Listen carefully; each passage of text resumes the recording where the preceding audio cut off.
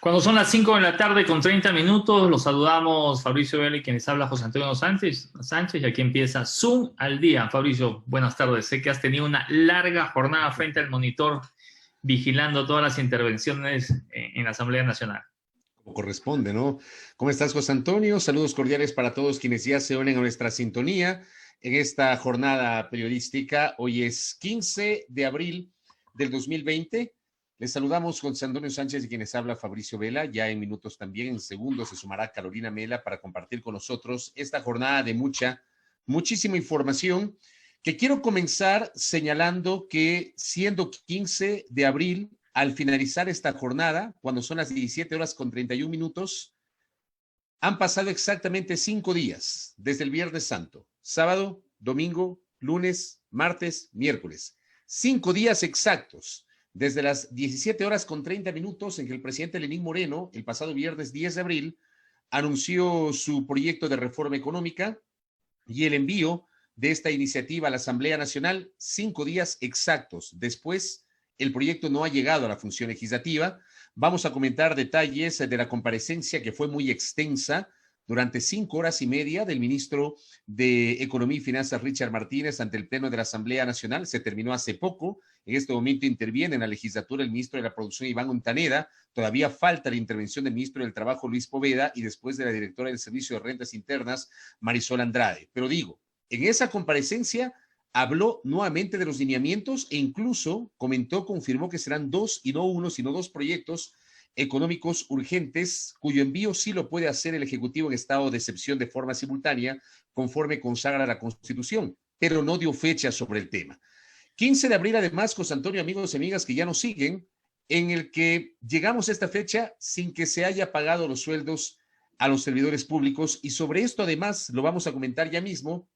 Hubo una confirmación por parte del ministro de Finanzas en el sentido de que se espera hasta mañana culminar con los pagos para el sector educación, y ha dicho que para el resto del sector público habrá que esperar la recaudación de impuestos, los ingresos petroleros y el financiamiento externo para poder pagar los salarios. En buen romance, no hay fecha, no existe fecha para el pago de los salarios a los servidores públicos. Ahora entiendo, antes de dar paso a Carolina y saludarla como se merece, entiendo simplemente para complementar, eso fue un anuncio que hizo el ministro Martínez hace pocos minutos, que señaló justamente lo que dices, ¿no? Que no sé si dijo exactamente mañana vamos a cumplir con los maestros o en esta semana vamos a cumplir con los maestros. Dijo mañana. Para el caso de los maestros, que mañana se completará el pago de los maestros.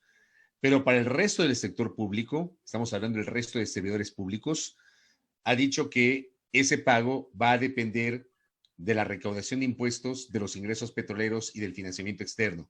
La fecha para eso no la sabemos. De eso vamos a comentar. Saludemos a Carolina Mela. Desde el estudio 4 en Guayaquil. Este es el estudio 1, amigo. Este es el estudio 1. Así. Correcto. Recuerden que desde aquí fue la primera vez que salí. Desde el Teatro Alberto Borges en el centro de Guayaquil, Carolina Mela Jape. Hola, Caro. ¿Cómo están? ¿Cómo están, chicos? ¿Cómo han pasado? Gracias a todos a quienes se están uniendo en esta transmisión. Gracias por vernos y comentarnos también, comentar lo que ustedes están opinando de todo esto que está ocurriendo. Hoy, no sé si ya lo dijeron, hoy cumplimos un mes desde que iniciaron todas las medidas, ¿no? Justamente hace un mes estaban anunciando, bueno, no, ya las habían anunciado antes, pero hoy empezaba el toque de queda. Desde hace un mes empezó el toque de queda a las 9 de la noche. Bueno, ¿cómo están viviendo la cuarentena? Ojalá la gente nos pueda escribir también a través de Facebook, que estamos conectados, que nos cuenten cómo ha ido estos días de aislamiento obligatorio. ¿Qué cosas buenas también han podido sacar de este momento, de este tiempo? Creo que eso también es importante, poder darnos cuenta de lo bueno, no solamente de lo malo. Ya lo sabemos, lo estamos comentando prácticamente todos los días, lo vemos y lo escuchamos todos los días. Pero ojalá también nos puedan comentar entonces a través de Facebook y de este enlace qué es lo bueno que han podido aprender en este tiempo, lo que les ha pasado en sus espacios en este tiempo de aislamiento. Y bueno, la economía sigue siendo noticia. Y decirles y advertirle a nuestros amigos internautas que el día de mañana hemos sido invitados a estar presentes en la rueda virtual con el alcalde de la ciudad de Quito, el doctor Jorge Yunda Machado, con quien vamos a mantener junto a 2 o 3 periodistas más un diálogo Así es que si quisiéramos de alguna forma a través del Facebook y a través del casillero de comentarios que ustedes puedan también participar para llevar sus preguntas hacia el alcalde de la ciudad, qué es lo que les está preocupando. Nosotros los periodistas, digamos, tenemos una visión, pero no siempre pues tenemos una visión general, ¿no? No sabemos lo que puede estar pasando en el norte de la ciudad, en el sur de la ciudad, con el ingreso de alimentos, en fin, con tantas preocupaciones que tiene la ciudadanía. Y obviamente estas preocupaciones queremos nosotros trasladarlas al alcalde de la ciudad para que él obviamente pueda responderlas y nosotros de alguna forma ser el vocero de las preocupaciones de la ciudadanía. De acuerdo. A ver, les propongo empezar por ahí. Empecemos justamente por lo que alertaba Carolina. Hagamos rápidamente una mirada retrospectiva. Vamos hacia atrás al 16 de marzo de 2020, hace exactamente 30 días, a las 8:30 de la noche, no, a las 8 de la noche, 20 horas de aquella jornada que fue el lunes, si la memoria no me es infiel, el presidente Lenín Moreno se presentó en cadena nacional para declarar el estado de excepción por la emergencia sanitaria que vive la República y anunciar una serie de medidas que se iban a aplicar desde el día siguiente, a partir de las 9 de la noche que comenzó el toque de queda. Recordar que inicialmente el toque de queda empezaba a las 21 horas hasta las 5 de la mañana del día siguiente, pero conforme pasaron los días y debido a la indisciplina de muchos, decidieron, para el caso de Guayaquil, adelantar a las 5 de la tarde y luego, pocos días después, todo el país se adelantó a las 2 de la tarde en el inicio del toque de queda. Decirles también que la medida que inicialmente se adoptó respecto de la restricción de los vehículos y de las personas para la circulación en las calles también sufrió modificaciones a lo largo de estos 30 días. Por ejemplo, hubo una primera decisión respecto de la utilización de las placas, luego esa medida se la modificó y finalmente entramos a este estado de cosas en las cuales lo que está vigente hoy se decidió pues una suerte de pico y placa invertido a nivel nacional. Los lunes, los martes, los miércoles, los jueves y los viernes, 2 placas por día tienen la posibilidad de circular, el 1 y el 2, 3 y 4, 5, 6, 7, 8, 9 y 0, y el sábado y domingo se decidió prohibir la circulación de todo tipo de vehículos particulares. Así hemos llegado a estos 30 días, primeros 30 días de la cuarentena. Me preocupa mucho, y esto quiero traer a colación para mis compañeros y también para los internautas que ya nos están siguiendo a través de la fanpage de Primera Plana. Me ha preocupado, y no sé cómo lo han tomado ustedes, las declaraciones de ayer y de hoy de la ministra de Gobierno, que si bien es cierto, ha dado las cifras, ha señalado que la curva ya no crece con la misma celeridad o bajo el mismo ritmo que estaba creciendo en los últimos días. Y a mí me preocupa no tanto por lo que haya dicho la ministra, sino por cómo lo dijo, tomando en cuenta que puede haber gente que seguramente piense que esto, estamos a puertas de que se solucione y se empiece a relajar. Yo no sé cómo le vieron ustedes, Caro y José Antonio, ese manejo del discurso respecto de este tema. Claro. Mira, la verdad es que ese es el mayor riesgo que hay en este momento. Yo podría entender que la ministra dijo eso, pero volvió, recuerda que ayer especificó sobre el tema del semáforo. Y dijo que casi nadie se contente porque todavía no vamos a salir de ese. Dijo, todos seguimos en rojo.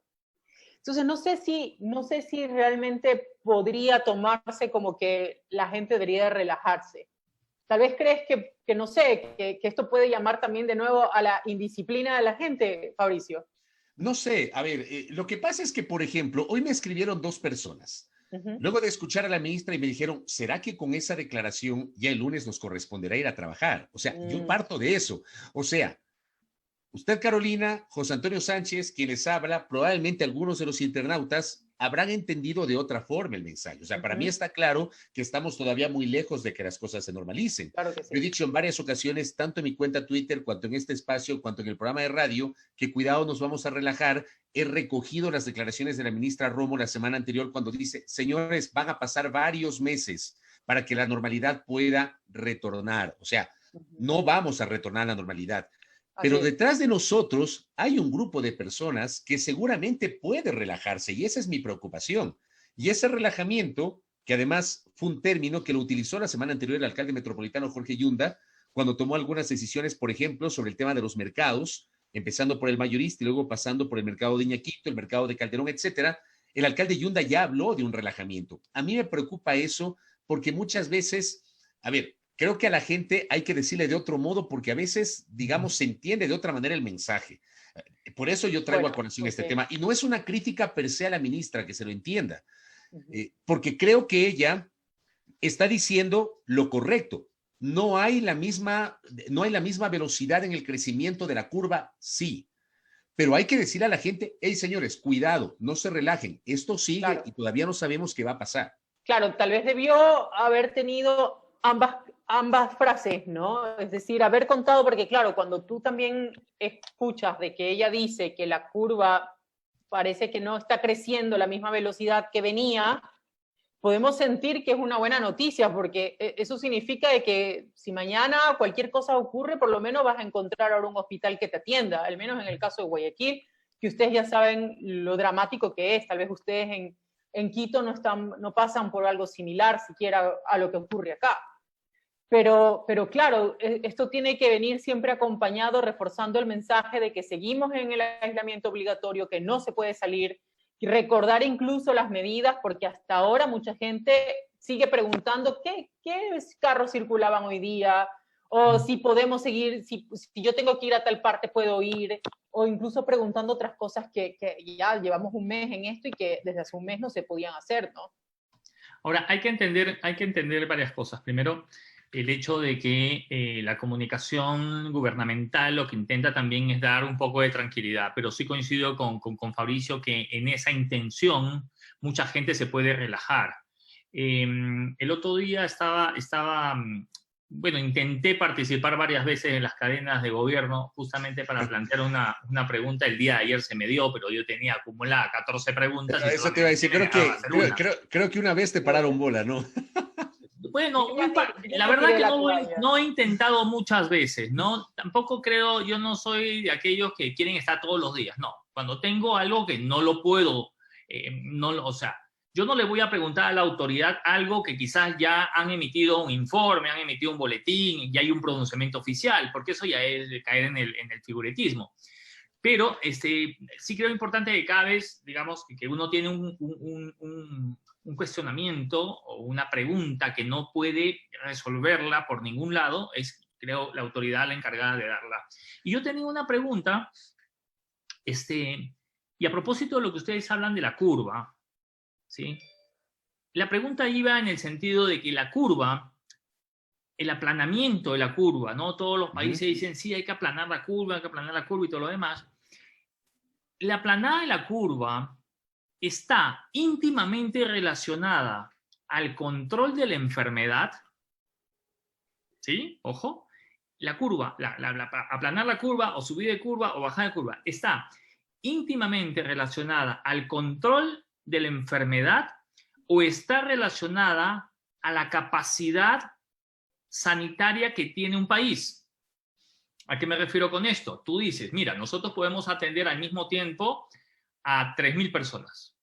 Si nosotros vemos que la curva empieza a salir, a llegar a este límite, pues nosotros vamos a tener mucho problema. Y si pasamos ese límite, obviamente no estamos en la capacidad de entregar el servicio de salud a la población.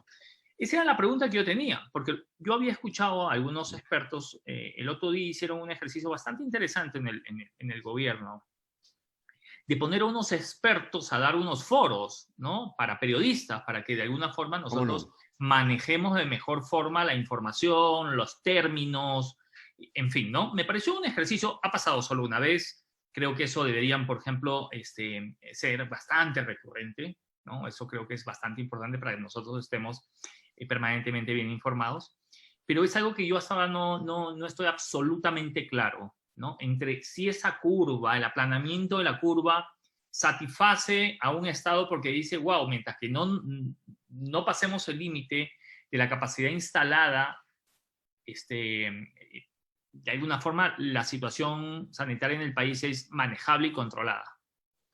Ahora, mira, por ejemplo, ¿Dónde? una publicación ¿Aquí? de hoy. ¿Qué preguntaba, Caro? Yo le digo a José, ¿dónde está controlada? No, ¿Hablas te del digo, Ecuador? No, no, Ah, no, no. la supones. Ah, tú Claro, dices así te debería de ser cuando se supone. Te aplana. digo si esa Ah, ok, curva, ok, disculpen. la curva, digamos, el aplanamiento de la curva está íntimamente relacionado al control de la enfermedad Sí. o a la capacidad instalada sanitaria que tiene un país. Bueno, mira, Ahora, dele, Caro, dele, porque Fabri, quiero hacer un de hecho, comentario no, justamente. Dele usted. yo hoy día justo veía en Diario El País y Fabricio lo retuiteó, de hecho. No sé si vas a hablar de eso, Fabri. Eso mismo, pero dele usted. Ya, Primero las damas. Me lee la mente, Caro. justamente Diario El País y Fabricio lo puso en Twitter y pueden irlo a ver, dice que la Organización Mundial de la Salud, que podríamos hablar en algún momento solo del tema de la Organización Mundial y lo que le está pasando en este instante, Su fija bronca con Trump. fija tres condiciones para levantar el confinamiento. Y ojo para todos, justamente lo que Fabricio proponía al inicio de esta conversación. Primero, tener la transmisión del virus controlada. Vamos haciendo check si es que aquí se tiene algo de eso. Un checklist. Un ¿Y checklist. cómo lo logras? ¿Y qué Primero. parámetros hay que cumplir para ponerle check a eso? Bueno, solo preguntémonos, ¿aquí la transmisión del virus está controlada? No. Ya. Dos, Es tener más, perdón que le interrumpa. Ajá. Hay 5 provincias en las cuales el propio gobierno ha reconocido que el COVID-19 ya es comunitario. Así es. Guayas, Pichincha, Los Ríos, Manabí y Azuay en ese orden. Así que no podemos hablar de eso, ¿no? Así es. Dos, tener capacidad de detectar, hacer pruebas, aislar y rastrear los contactos de cada caso. Cosa que aquí tampoco se ha hecho, no se está haciendo en este momento. Las pruebas, si ustedes se dan cuenta, recuerden que habíamos pasado de tener alrededor de 4.000 casos confirmados y se disparó un día a 7.000 casos confirmados, ¿recuerdan? ¿Cómo Se no? supone que ya teníamos la capacidad de poder evaluar más rápido las pruebas, pero otra vez nos estancamos y no se ha dado mayor explicación de aquello. Claro, es verdad lo que dice Caro. Yo estoy revisando en este momento la info oficial. Permítanme compartirla, ¿les parece? Para ir chequeando con nuestra audiencia la información oficial que fue justamente presentada el día de hoy. Ahí la tienen ustedes. Miren, es verdad lo que dice Carolina. Un día estuvo en 4.000 y al día siguiente se disparó a 7.000. Y hubo toda una explicación por parte de la ministra de Gobierno que me pareció totalmente lógica esa explicación en el sentido de que, a ver, se dispara porque hay mayor capacidad de hacer pruebas, de procesar esas pruebas. Se disparan los casos confirmados, pero decía ella, también se disparan los casos descartados. Pero sí, en este momento, digamos, ahí uno se da cuenta y no se sabe si efectivamente hay una cantidad de pruebas que no se están haciendo o los resultados se están tardando. Según información oficial que está en pantalla, 7.858 casos confirmados, es información oficial, 7.756 descartados, y se habla de 26.093 muestras que se han tomado para COVID-19 en todo este tiempo de emergencia sanitaria. Y si digamos, tú vas, para matizar lo que está diciendo Caro. Fabricio, y tal vez puedes poner la curva esta que era el nuevo dato que habían dado justamente a partir de que se disparó la cifra, si la pones más arriba. Entonces, mira esta de aquí, pasamos, ¿no? ¿no? Es la nacional, ¿no? Esta es la nacional. Entonces pasamos más o menos el 20, bueno, obviamente aquí es diferente y no sé cómo arreglaron esta curva, porque tú recuerdas que pasamos de 4.000 a 7.000 de un día para otro. Y aquí, cuando estamos en 4.402, que está hablando del 22 de marzo, hemos pasado, según ellos, hemos pasado 7.000 el 28 de marzo, es decir, casi 4 días después. La verdad es que, bueno, estas cifras, ¿qué les diré? Sí, esa es la curva nacional. Más acá, ustedes ven ahí, está la línea de tendencia acumulada en Guayas. Miren ustedes ahí en pantalla. Ahí está Guayas. Tenemos Pichincha, tenemos Los Ríos, tenemos Manabí y tenemos Azuay. Si ustedes ven, ahí en pantalla están las 5 provincias. Hay diferencias inclusive en la tendencia de Azuay versus la tendencia de Guayas, la tendencia de Los Ríos versus la tendencia de Manabí y de Pichincha. Esto es lo que se ha presentado como información oficial al momento. Totalmente. Entonces, bueno, para seguir, ese era el punto 2. El punto 3 que dice la Organización Mundial de la Salud es que debe minimizar los riesgos en hospitales y residencias. Yo me imagino que aquí un poco también lo que se refiere es a los riesgos también del propio personal de salud, porque el personal de salud además se puede convertir en estos vectores de contagio, ¿no? Es decir, ellos, como están expuestos constantemente, pueden ser también los que puedan contagiar a otras personas que lleguen y probablemente no tengan necesariamente el virus, ¿no? Chicos, pero permítame simplemente, Carito y Fabricio, hacer un paréntesis. Hace pocos minutos, Ecuavisa acaba de subir una información. El ex vicepresidente Luis Parodi ha fallecido a los 84 años de edad. ¿Usted por qué cita una fuente? ¿Por qué usted cita una fuente ajena y no cita la fuente de quienes formamos parte de este portal, señor? Yo sé que usted se ha ido justamente, se fue el aire justamente, pero te estoy diciendo que me ha tocado. Imagínense, en casa de herrero, cuchillo de palo. Bueno, pero no lo dijiste, pues. Pero está en la cuenta Twitter. Yo estaba, pero estamos en la transmisión. Ya que hiciste la digresión. La canallada. La digresión, decirles sobre todo a los de probablemente mi generación y la generación anterior a la mía o a la nuestra, ya que aquí los tres somos prácticamente contemporáneos, la más joven es Caro, que Luis Parodi fue un técnico vinculado a la Escuela Politécnica del Litoral, a la ESPOL, fue rector del ESPOL, un hombre netamente cercano a la academia y a este tipo de actividades, que aceptó el reto de ser candidato a la vicepresidencia de la República en 1988 en binomio con el doctor Rodrigo Borja y ganaron las elecciones. Fueron los 4 años, el binomio Borja-Parodi, gobernaron el país. Fue un gobierno que no tuvo desavenencias entre el presidente y vicepresidente de la República, cosa que, por ejemplo, sí había pasado en el gobierno Rodolfo Hurtado, en el gobierno Febres Cordero Peña Herrera. En el caso de Borja Parodi no hubo desavenencias entre los dos mandatarios. Y luego de aquello, luego de esa experiencia, Parodi vuelve a la vida académica, vuelve al sector privado, fue la única incursión de carácter político que tuvo él. Un hombre con un perfil desde el punto de vista público, político, un perfil totalmente bajo, pero claro, un profesional muy valioso y que ha dejado de existir el día de hoy. Así que, ya que lo mencionamos, en este momento, dar cuenta justamente de la trayectoria del ingeniero Luis Parodi Valverde, ¿no? Ex vicepresidente de la República, fallecido en la jornada del día de hoy. Oiga, yo quería traer a colación algunas cosas que me están llamando la atención y creo que es importante poder compartirlas y seguramente la ciudadanía también nos puede advertir de esta clase de temas. Y es el hecho, no sé si tú has podido ver en diferentes redes sociales la cantidad de propuestas que hay sobre venta de pruebas. Venta de pruebas. Venta de pruebas, hoy habló la ministra de mascarillas N95, venta de guantes de látex, venta de overoles, máscaras, hay unas máscaras así con unos protectores. Y venta de medicamentos milagrosos para curar el COVID-19. Bueno, eso digamos ya podría ser a mí lo que más me extraña es la cantidad de pruebas que se ofertan en las redes sociales y también la cantidad de productos de protección.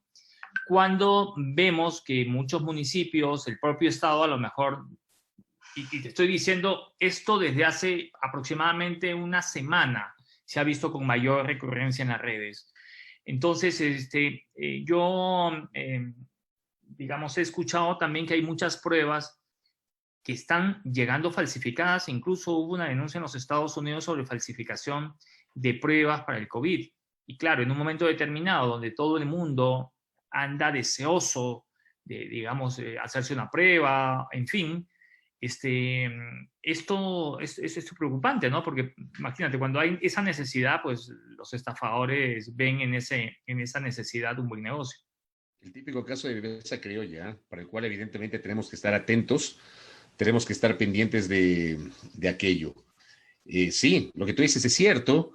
Respecto de esta ministra habló también de eso, claro. ¿no? Claro, ¿qué dijo la ministra, Caro? La ministra habló de que ellos, porque parece que una de estas noticias falsas que estaban circulando, también hablaba de, trataban de anunciar estas pruebas y medicamentos, diciendo que eran medicamentos autorizados por el COE. Entonces, lo que trataba de explicar la ministra es que ellos no han autorizado absolutamente nada de eso y que no se dejen engañar. Y en realidad es así. O sea, yo creo que ahora mismo, al menos que sean de laboratorios certificados, y recuerden además, voy a tratar de encontrar ahora mismo rápidamente la lista de los laboratorios que hace poco la publicaron. Nuevamente, el Ministerio de Salud la compartió. La lista de los laboratorios autorizados para hacer estas pruebas. Yo creo que no hay que perder dinero de nada de esto, y al menos, además, que si tú tienes todos los síntomas, lo único que te queda hacer es tratar de buscar la medicina, ir a un médico que te dé te recete la medicina, que por lo general es la única que se está dando ahora mismo. Que para controlar. Para controlar. No para curar, porque no hay medicamento para curar. Exactamente. No hay ni la vacuna para prevenir, ni el medicamento para curar. O sea, el tratamiento, entiendo que las personas que han hecho el tratamiento es para controlar, y obviamente allí es la importancia de contar con el funcionamiento adecuado del sistema inmunológico, que en cada persona es totalmente distinto. Recuerden ustedes además que cuando empezamos la cuarentena, algunos influencers empezaron a promocionar productos naturales diciendo que eso te fortalece el sistema inmunológico. O sea, de ese tipo de situaciones que uno se encuentra en las redes particularmente. Entonces, a la gente hay que decirle las cosas, y yo suscribo unas palabras de una de las internautas, doña Yadi Patti, que nos dice: emprendedores son estafadores en realidad. Estamos hablando de estafadores. Totalmente. Estafadores. Y claro, a veces, hace un par de días vi a alguien que estaba vendiendo las mascarillas N95, ¿no? Y yo decía, o sea, el gobierno y la ministra en varias ocasiones, y algunos funcionarios han estado pidiendo, por Dios, o sea, no comercialicen esas mascarillas, que esas mascarillas deberían servir principalmente para la gente que está en primera línea, ¿no? O sea, yo veo a veces los operativos policiales, los operativos de la Agencia Metropolitana de Tránsito, y están con mascarillas quirúrgicas, digo, pero están expuestos, tienen una exposición tan grande que ellos deberían tener quizás una mayor protección. Entonces, y claro, al final del día la gente intenta recursearse y sacar y hacer un negocio, ¿no? Y te las venden a $5.50, a $7, y te dicen, pero te vendo 20 y cosas así. Pero yo te digo algo, José Antonio, al menos en el caso solamente, exclusivamente de las mascarillas, yo creo que también depende de nosotros. Eso es corrupción. Finalmente, a la larga, en un nivel, eso es corrupción. Nosotros siempre tratamos de ver la corrupción en los políticos, que en algunas autoridades, porque obviamente administran los dineros públicos. Pero al final nosotros también somos corruptos porque nos ponemos o participamos de ese sistema. Si sabes que no se pueden tener las mascarillas N95, y aquí estamos hablando no solamente de una ganancia, estamos hablando entre la vida y la muerte, y literalmente la vida y la muerte en muchos aspectos, porque es la vida y la exposición de los médicos, de las enfermeras, de todos los profesionales de la salud, que son ellos los que necesitan, porque están en la primera línea de batalla, pero no solamente cuidar su vida, sino también cuidar la vida de sus familias, de la gente alrededor. Y si no tenemos médicos, pues no tenemos gente que salve a quienes se están enfermando. Entonces, la verdad es que sí hay que tomar un poco de conciencia. Aquí hay un comentario de Denis. Que se les vaya abajo el negocio de corrupción que tiene la gente que quiere vender y hacer negocio de una mascarilla N95 que costaba ni $1 y que ahora la quieren vender en $5. Por favor, no hay que participar. Hay un comentario de Denis Eduardo, dice: todos estamos expuestos, y prohibir el uso de las mascarillas N95 a la población también es un error. O sea, si habría la cantidad de mascarillas para cubrir principalmente a los que están en primera línea, yo incluso hasta las compraría, porque creo que te dan más protección, ¿no? Pero creo que la responsabilidad de los ciudadanos es principalmente la número uno. La primera responsabilidad es quedarnos en casa, ¿no? Si después de eso uno tiene que salir a hacer una compra, uno demás, pero yo veo que hay personas que digamos, sin tener que necesitarlo, porque quizás uno podría entenderlo en aquellas personas que están necesitando, ¿no? El otro día fui hace 2 semanas, fui a hacer compras, y claro, yo no tenía mascarilla porque había estado 2 o 3 semanas metido en mi casa. Antes de ir al supermercado, intenté comprar una mascarilla, pasé por 2 o 3 farmacias, no había, Entonces, claro, salí con un buff, ¿no? Salí con un pasamontaña, ¿no? Y claro, cuando llegué al supermercado, había unos ciudadanos ahí que te vendían una mascarilla y guantes, ¿no? Lo cual me pareció que está súper bien. Y te vendían una mascarilla y un par de guantes en $1, ¿ya? Sabiendo que una ¿Qué caja tipo de mascarilla de era? 100 guantes... ¿Qué tipo de mascarilla? Aquí tengo. ¿Es mascarilla de verdad o las hechas con brasier? Ya. No, no. Le he pedido... No, estas son las mascarillas, no son elásticas, ¿no? Pero creo que para uno que sale poco, digamos, o casi que yo en casi 25 días que estoy en mi casa he salido 2 veces, ¿no? Y sí, sumamente estricto. Y claro, me ha dado mucha curiosidad y me ha dado, he querido ir a mi oficina a traer una clase de cosas. Y claro, mi esposa me ha dicho, ¿necesitas eso?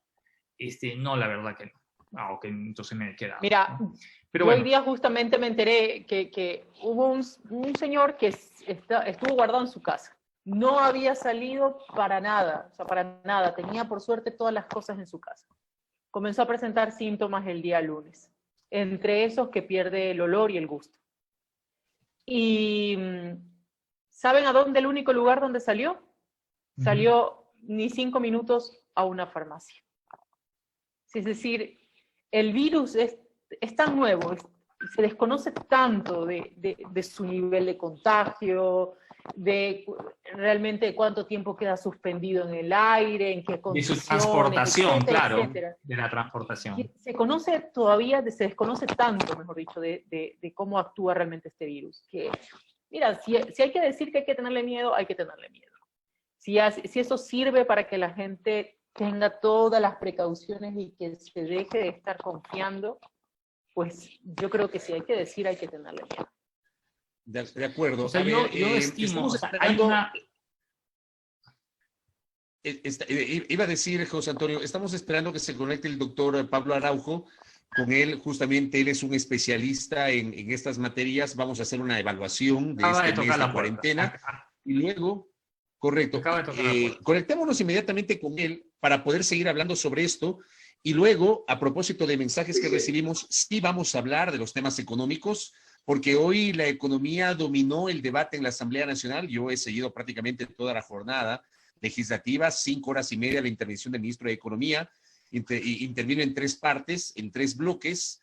Hubo la intervención de 18 legisladores, 9 en un primer momento, 9 en un segundo, pero de eso les hablaré más adelante. Y hubo algunos anuncios, en su mayoría no tan positivos. Así que vamos en la misma tónica y demos la bienvenida al doctor Pablo Araujo, que está acá con nosotros. Él es especialista, científico además, tiene la gentileza de atender esta invitación de Suma al Día a través de la fanpage de Primera Plana, nuestro esfuerzo informativo. Mi doctor, qué gusto, recibo un saludo de Carolina Mela, José Antonio Sánchez y quien habla Fabricio Vela. Buenas tardes. ¿Qué tal, Fabricio? Muy buenas tardes. Qué gusto poder verlo a través de la videoconferencia. Igual para José Antonio, un gusto. Y Carolina, pues muy buenas tardes y un saludo muy grande a todas las personas que nos siguen en esta transmisión. Gracias por la invitación. Gracias, doctor, por la gentileza. A ver, quiero empezar, justamente estábamos nosotros comentando largamente en la primera media hora de nuestra tertulia aquí en Zoom al Día, el hecho de que se cumplieron hoy los primeros 30 días, el primer mes se cumplen hoy desde que se dispuso el estado de excepción el pasado 16 de marzo por parte del presidente Moreno.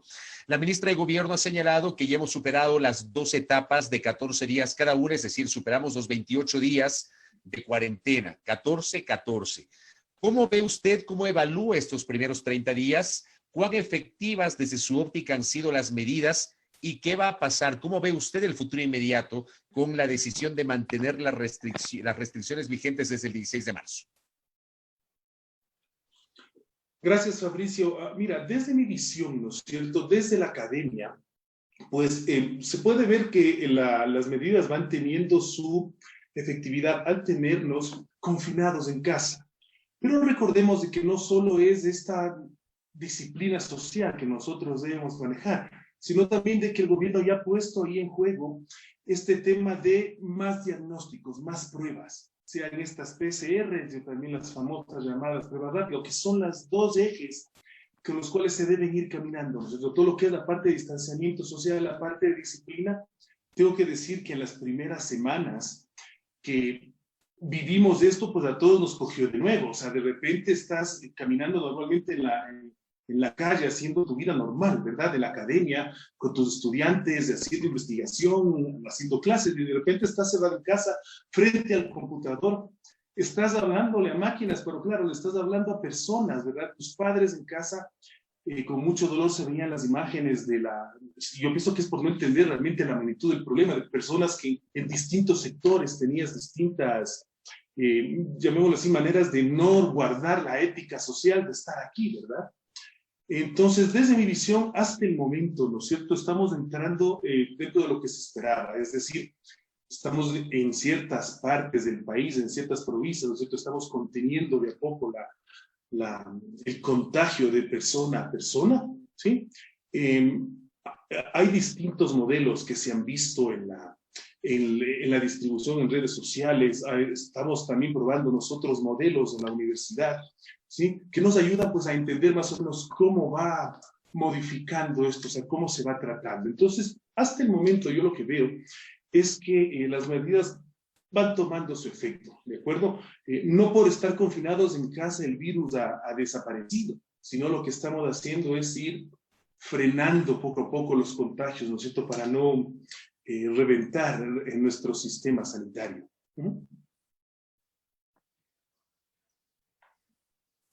Chicos. Ok. Doctor, yo quería ir a algunos temas puntuales, apelando a su experiencia y a sus conocimientos. Vemos nosotros que en diferentes ciudades se ha comenzado a, digamos, no es fumigar la palabra, pero la gente suele decir fumigar, ¿no? Entonces quiero utilizar esa palabra para que, digamos, la ciudadanía que utiliza esa palabra lo tenga claro, ¿no es cierto? Se echa un producto en las calles, a la entrada de los mercados hemos visto que han puesto unos túneles. ¿Qué tan efectivos son estos productos? Porque hemos visto una explosión de personas que empiezan a vender esta clase de accesorios en urbanizaciones, ya los quieren poner en las puertas, en las tiendas ya los quieren poner en las puertas, y bueno, centros comerciales. ¿Cuán positivo y beneficioso es estos arcos y estos productos que se están poniendo? Y sobre todo empezar explicando, tal vez, doctor, buenas tardes, cuál es el contenido, cuáles son estos líquidos específicamente que tienen estos túneles, ¿no? Para poder entenderlo bien. Perfecto. Gracias, Carolina. Gracias, José Antonio. Sí, en esta parte tengo que ser radical. ¿Cuál es la efectividad que tienen estos túneles versus lo que es la propagación del COVID? Desde mi punto de vista, desde la academia, desde la investigación, desde la química, puedo decir que no sirven para absolutamente nada. O sea, sencillamente no funcionan, ¿sí?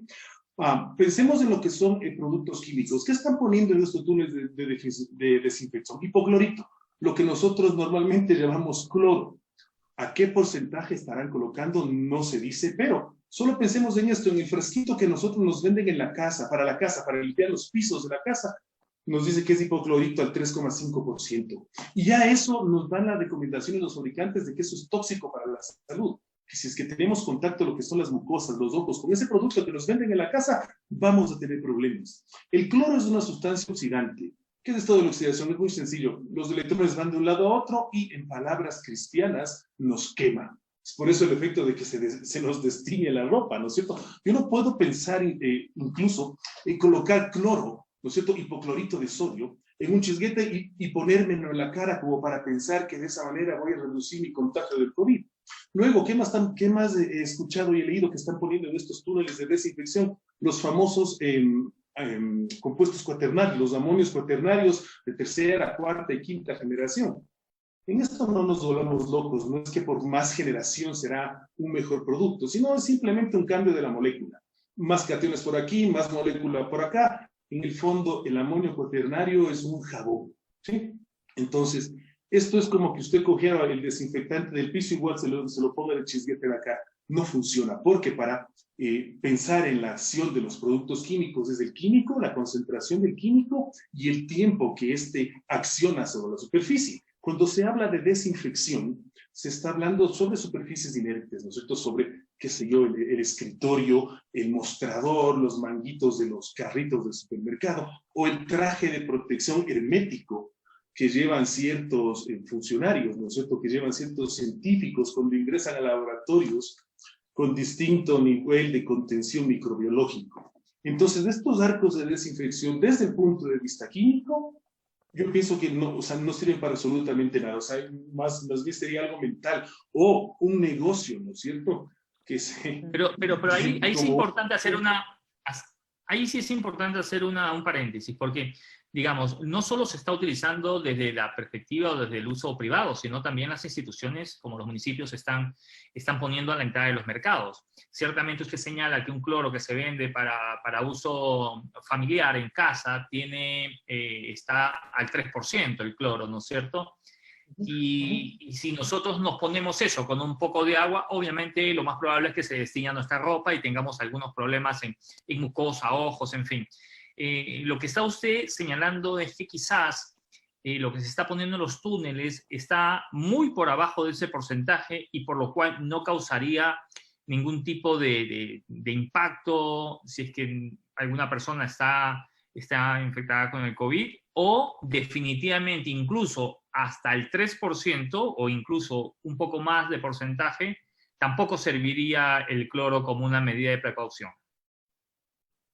Es que en esta parte entendámoslo. Si nosotros queremos colocar un dispositivo a la entrada de un supermercado, de un banco, de una tienda, de una casa de salud, que sea efectivo, ¿no es cierto?, para romper esa cadena de transmisión del COVID. Y yo personalmente pensaría que es mucho más efectivo colocar un sistema efectivo de lavado de manos con agua y con jabón. Es decir, que las personas antes de ingresar a cualquiera de estos sitios, ¿no es cierto?, puedan lavarse los 20 segundos recomendados, ¿no es cierto?, las manos con agua y con jabón. Ahí ya le estás cortando el ciclo.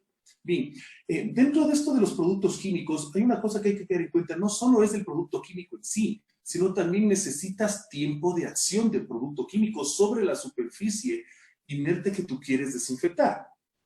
Existe toda una tabla en la cual, ¿no es cierto?, se ha visto la efectividad del químico versus la muerte del virus durante un tiempo. Lo más rápido, lo que más acciona, o sea, lo que más rápido, digamos, le inactiva, le mata al virus es alcohol. Alcohol del 60 al 70%. Eso más o menos es un tiempo de 2 a 3 minutos de efectividad.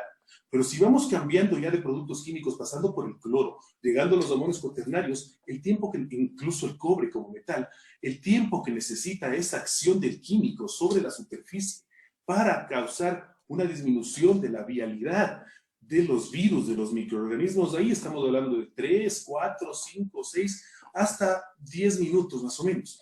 Es por eso que hay que unir las cosas que suceden en la vida cotidiana con lo que está pasando ahora. Cuando nosotros trapeamos el piso de casa, ¿verdad? Después de la trapeada, recomiendan darle un pequeño enjuague. ¿No es cierto? Darle un pequeño enjuague, dejarle un tiempo de acción al producto químico sobre la superficie. ¿Sí? Sí, estos famosos túneles de desinfección de lo que estábamos hablando antes, ¿cuánto tiempo pasa la persona atravesando el túnel? Estamos hablando de ¿qué? Medio segundo. 3 segundos. Un segundo en recorrer todo.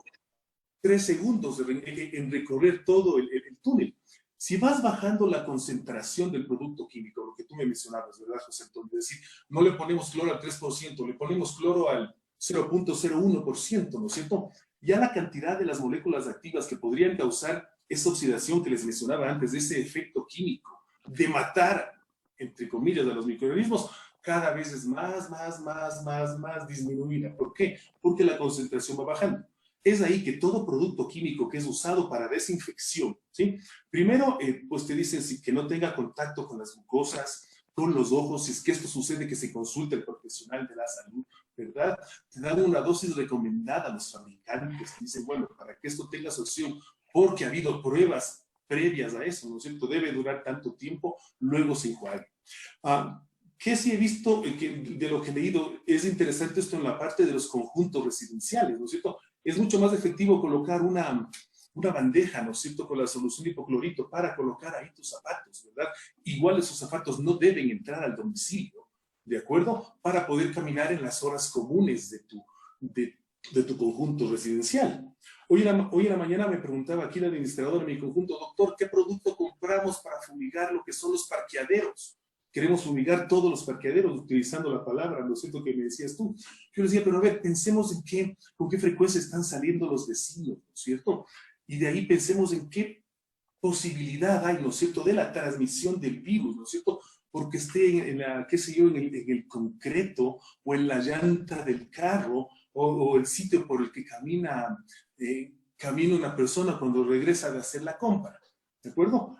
Una de las cosas que es muy interesante y ya lo hemos hablado con ciertos colegas de otras ramas, ¿verdad? Es decir, bueno, pensemos en un plan para contribuir como sociedad a esto de la limpieza de la transmisión.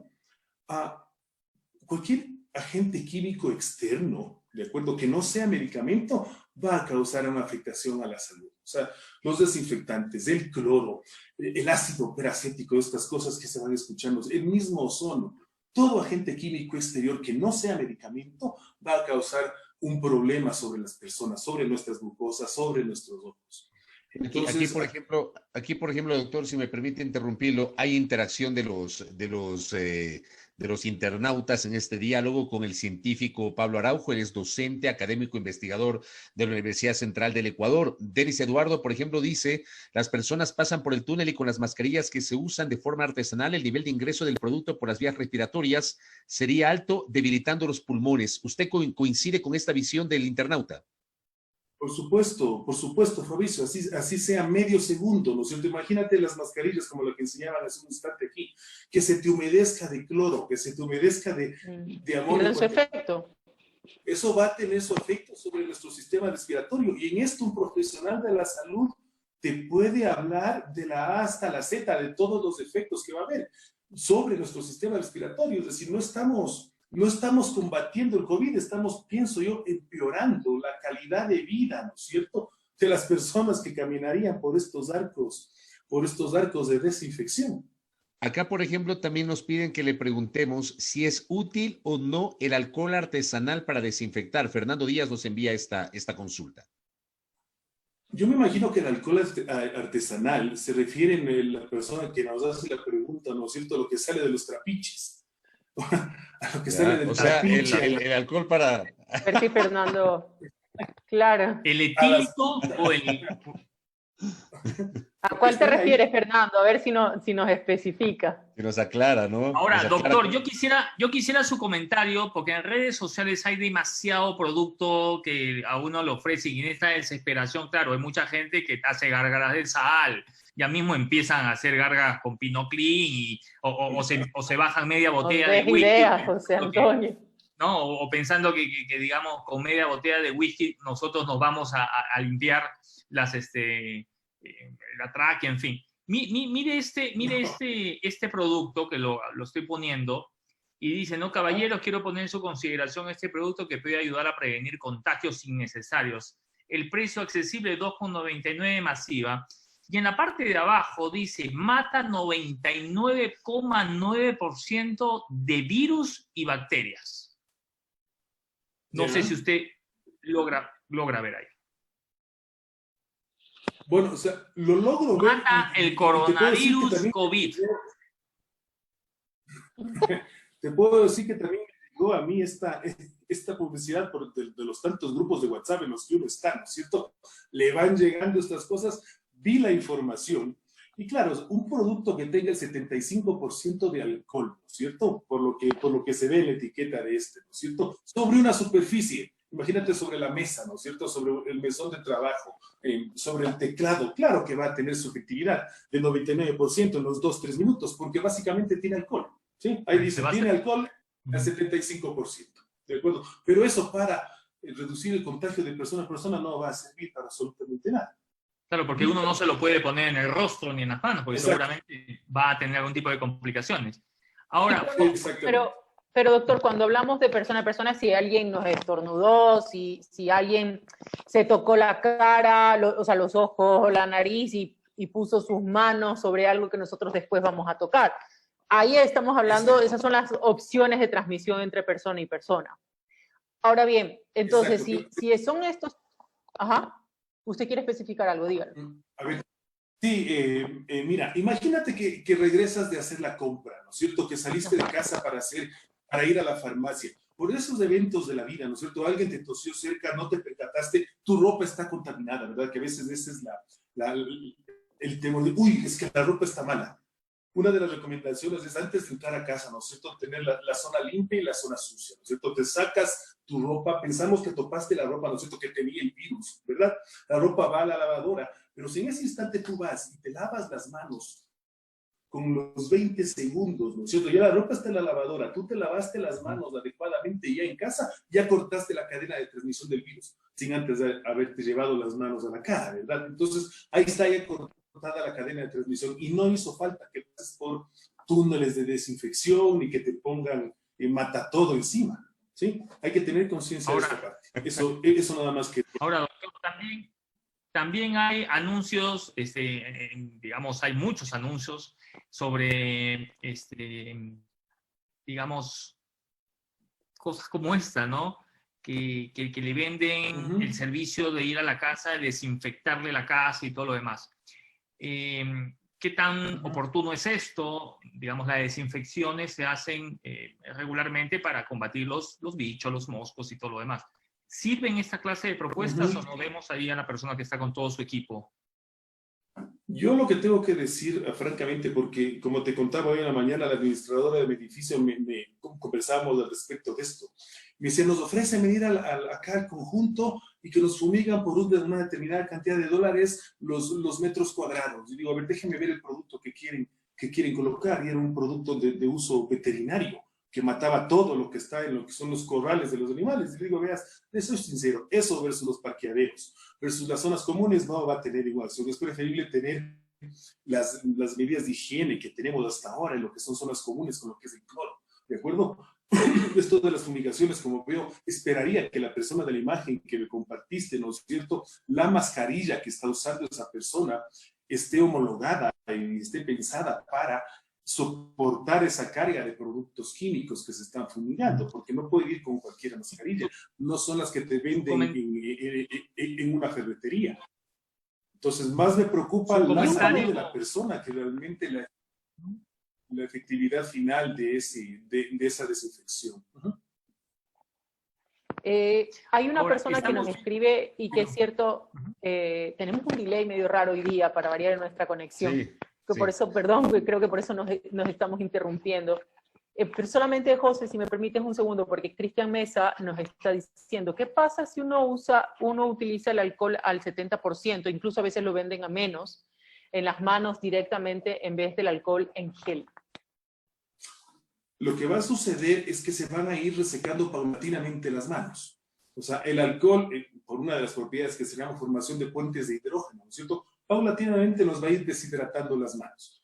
Entonces se van a volver resecas y ya pueden empezar problemas de la piel. Es por eso que el alcohol al 70% para el uso tópico sobre las manos, ¿no es cierto?, no lo venden con gel, para tratar de minimizar este efecto de que se nos seque. Pero tienen el mismo efecto de protección.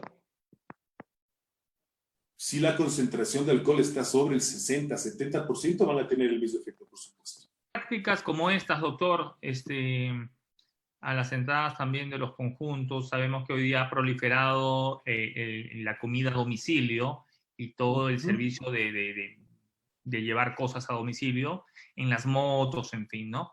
Entonces, los guardias de seguridad, vemos a este guardia de seguridad que está con sus guantes, está con su mascarilla y está aplicando algún producto a las motos, a las llantas, seguramente también al calzado del motociclista.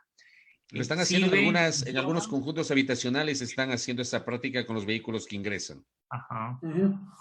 A ver, pero pensemos por un instante, ¿no es cierto? Pensemos de que la persona que manipuló las cajas, ¿no es cierto? La persona que te está entregando el alimento que lleva a casa, pues presenta COVID. Pensemos de eso, ¿no es cierto? Y que no guardó el protocolo respectivo y que se puso a toser o estornudar encima de la caja del alimento, de la bolsa del alimento que te está llevando, ¿no es cierto?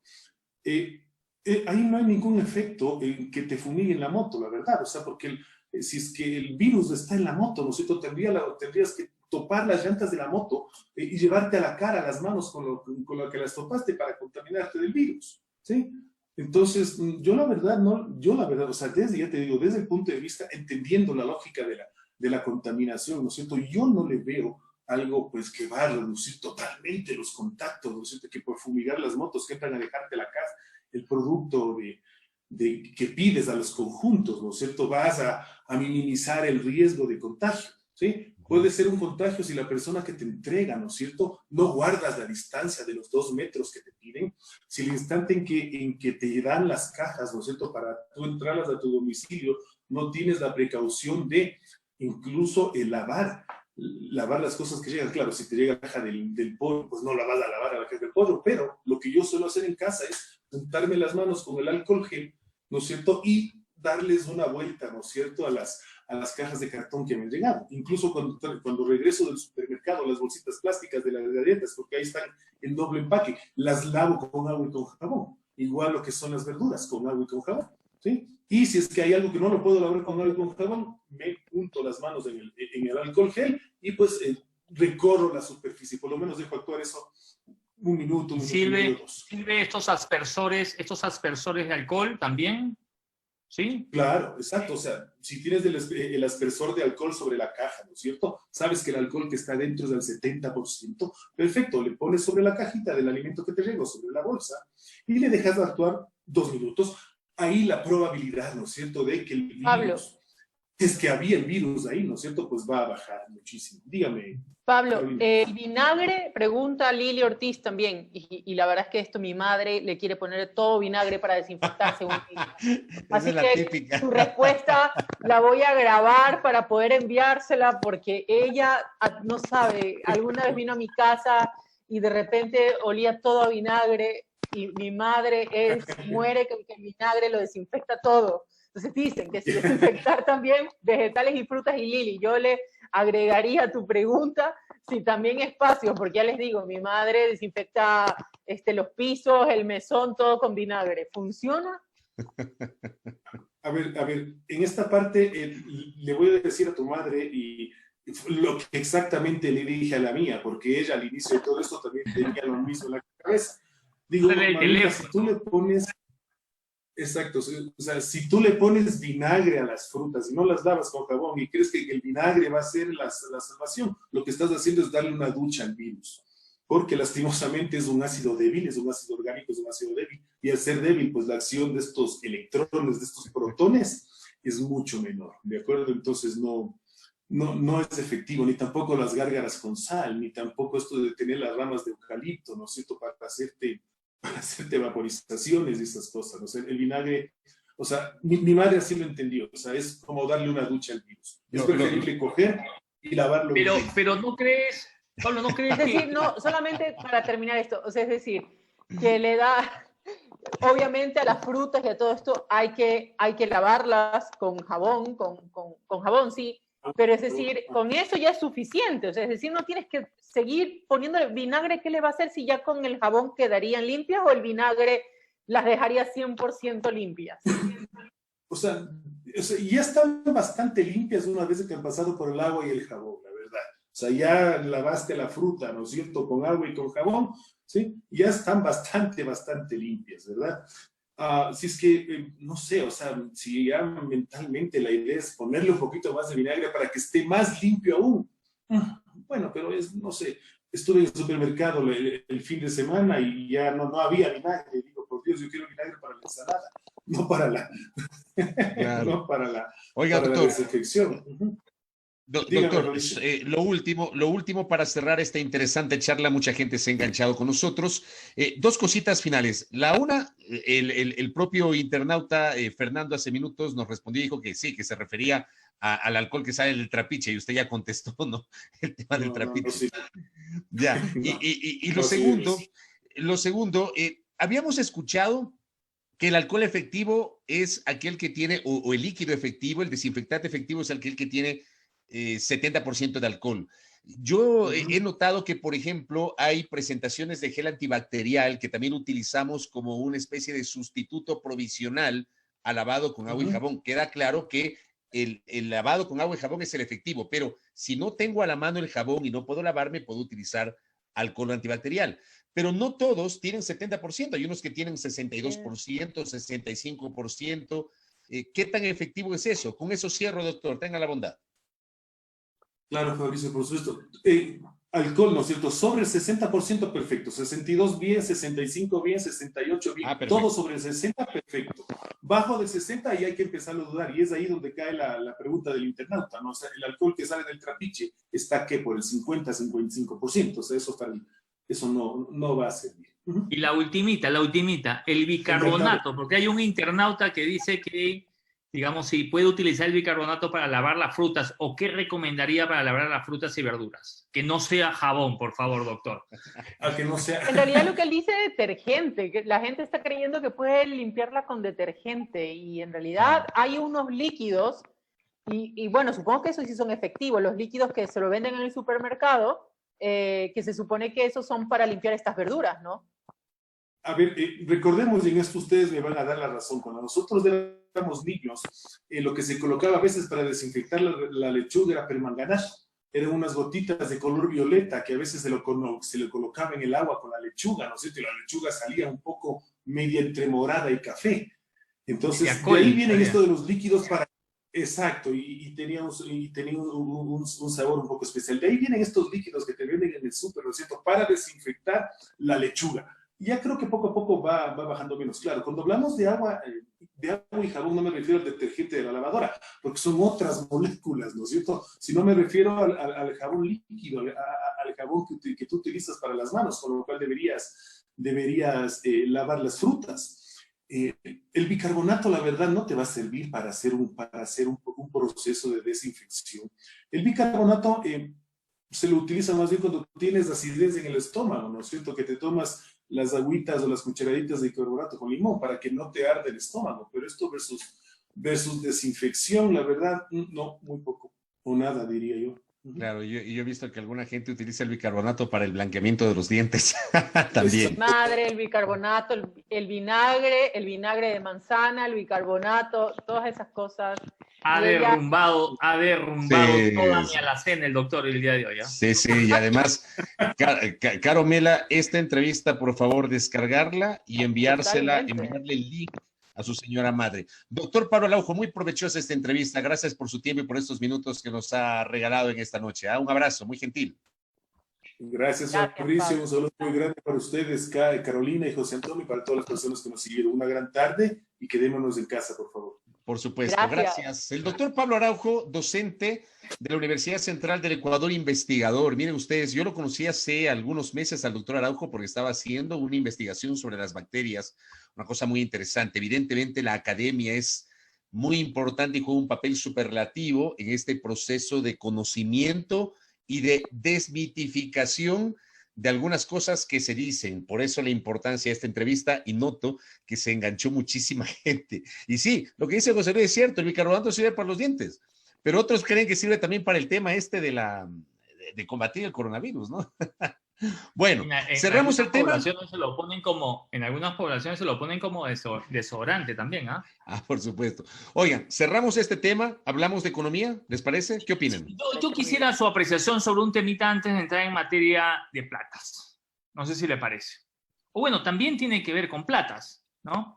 El día de hoy, la alcaldesa de Guayaquil, la señora Cinta Viteri, pedía que Guayaquil sea excluida de cualquier impuesto y que no se lo tome en cuenta, digamos, para meterle la mano al bolsillo a la población, a los trabajadores, a los emprendedores, a los empresarios, habida cuenta que Guayaquil es lo que ella señalaba el epicentro de la pandemia de coronavirus en el Ecuador. Y tal como pasó con Manabí en su momento, cuando fue el terremoto y Manabí fue afectada por el terremoto, a Manabí no se le cargó con ese apoyo que todos de alguna forma hicimos para que Manabí pueda salir del duro momento en el cual pasaba. Quería su opinión respecto al tema, doctor Vela. Ya por el puchero que me ha hecho, yo ya sé por dónde va a ir. Vaya usted primero, Fabri. Yo primero. Usted primero. A ver, convengamos en algo, la situación es compleja, estamos en una situación muy complicada, no hay recursos, o sea, priorizaron el pago de la deuda externa, o sea, también las cosas, digámosla frontalmente. Podrán darnos 50,000 millones de argumentos para decirnos había que pagar 320 millones de dólares en intereses porque había que asegurar que nos acoliten los multilaterales y que luego los tenedores nos den chance de diferir el pago de los intereses hasta agosto. Pueden decirnos lo que sea, y pueden o no tener razón. El tema es, la sociedad ecuatoriana siente que pagaron 320 millones de dólares en deuda y que tienes a los servidores públicos impagos durante 15 días. Los primeros 15 días de abril. Dicho esto, si tú empiezas a revisar el mapa del país, y es verdad, Guayas y Guayaquil son el epicentro de la pandemia. 5,551 casos configura el 71% a nivel nacional en la provincia del Guayas. De hecho, hay cantones de la provincia del Guayas que tienen un mayor número de contagiados que provincias enteras de la República. Si estoy en Guayas, por ejemplo, solo Guayaquil tiene 4,184, tenemos 360 en el cantón San Borondón, tenemos 261 en el cantón Daule, 211 en el cantón Durán, tenemos 50 en Salitre, y bueno, ahí se reparte en el resto de cantones.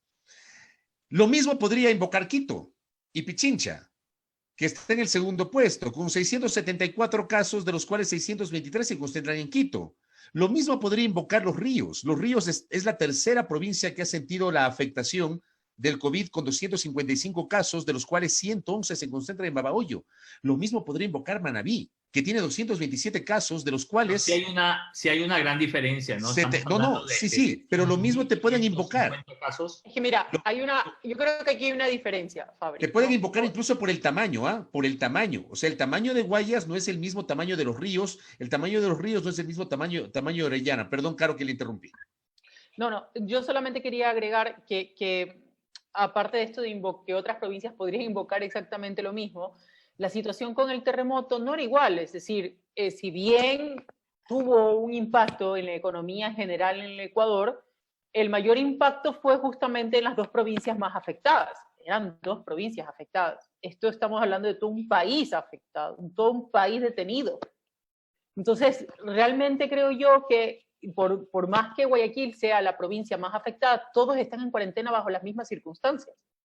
Es decir, y las circunstancias son no poder trabajar, no poder producir. Y además, eso sí sería un impacto grande a la recaudación, porque hay que tener en cuenta que en Guayas hay un alto número de empresas muy, pero muy fuertes, muchos grupos solventes, que al sacarlos, digamos, del escenario, el gobierno va a tener que hacer alguna otra medida para compensar justamente el que Guayas salga de esta ecuación. Pero ¿quieres que te cuente un secreto? Cuéntame un secreto. Te lo cuento en Chiquis te lo cuento. ¿Tú sabías que Quito hoy tributa más que Guayaquil? ¿Tú sabías eso? Ah, sí, no, yo no sabía, ¿eh? Quito tributa más que Guayaquil. Es más, según la proyección inclusive poblacional, Quito ya le superó a Guayaquil respecto al número de habitantes. Y siendo Guayaquil el puerto principal del país, el polo de desarrollo económico, etcétera, por su propia naturaleza, resulta que en los últimos años Quito ha superado en recaudación a Guayaquil. Ahora, ya que tocaste ese tema, me permite también tocar algo que mencioné en un tuit durante esta mañana. Yo lamento profundamente que otra vez, para variar, en este país regionalista, racista, homofóbico, clasista, excluyente, machista, porque eso es lo que somos como sociedad. Así es, lamentablemente. Y yo lo digo frontalmente, es así. Así es la sociedad ecuatoriana. Hoy ha germinado nuevamente, José Antonio, Carolina, amigos y amigas que nos siguen, otra vez ha germinado o está germinando la semilla del regionalismo. Otra vez. Resulta que aquí en Quito, y seguramente Caro debe haber visto el reportaje que en Ecuavisa presentaron, me parece que ayer, un reportaje del colega y amigo Hernán Higuera, de este hospital alterno en una carpa proporcionado por las Fuerzas Armadas en los exteriores del Hospital del Sur de la capital. Resulta que se ha hecho la odiosa comparación con, en cambio, los recursos que se han destinado para la ciudad de Guayaquil y para la provincia del Guayas, no solo económicos, sino también logísticos, y ha comenzado de nuevo el debate.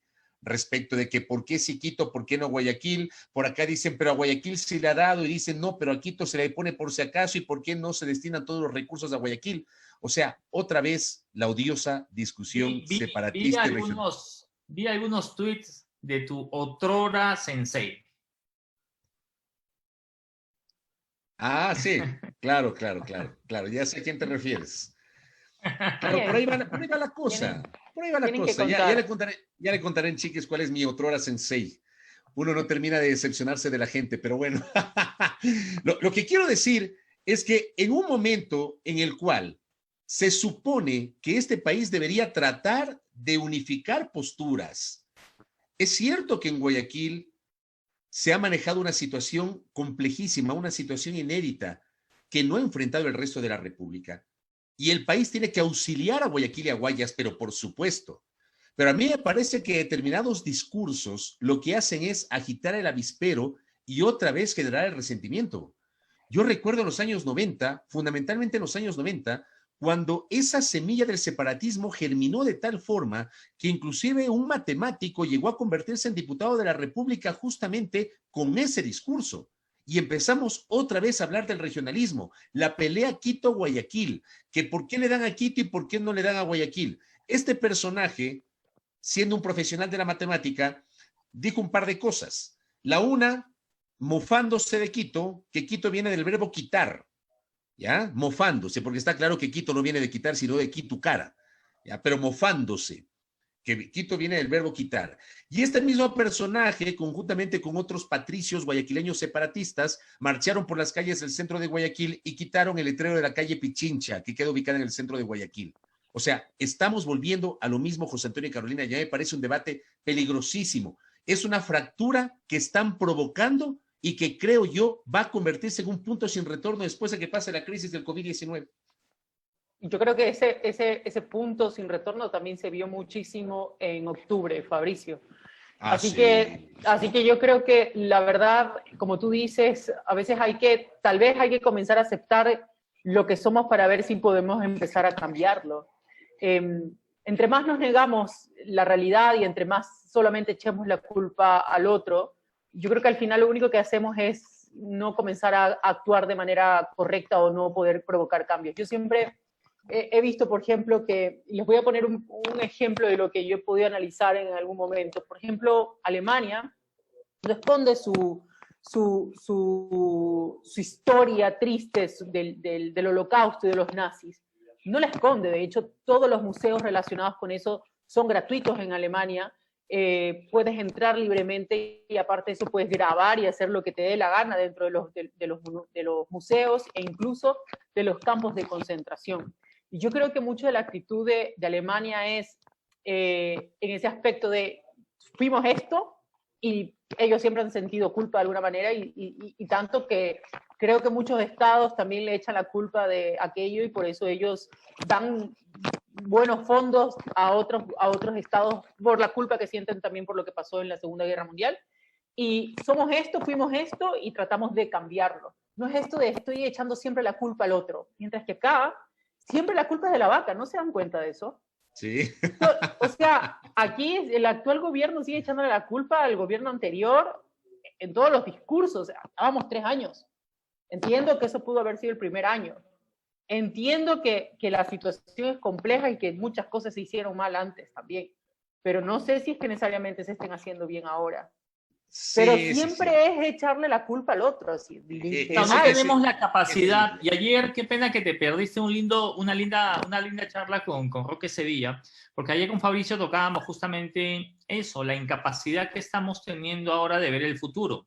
¿Sí? Ya la teníamos, ¿no? Todo siempre mirando para atrás, que tienen la culpa, que no se hizo, que se robó la plata y todo lo demás. Cuando, digamos, si proponíamos una especie de ejercicio que sería interesante, identificar a un grupo de personas que tengan una visión y un liderazgo tal que los abstraigamos de esta realidad en este momento, de toda la problemática que se vive bajo esta coyuntura y los pongamos a pensar en el Ecuador post-COVID, es decir, pensar en el plan Ecuador cuando salgamos de esto, para dónde vamos a ir en materia de turismo, para dónde vamos a ir en materia de producción, para dónde vamos a ir en materia de agricultura, cómo vamos a enfrentar los nuevos retos de la educación, cómo vamos a reorganizar y estar preparados de mejor forma en temas de formación de profesores, ¿no? O de capacitación en un sinnúmero de temas que el mundo va a tener irremediablemente que enfrentarse.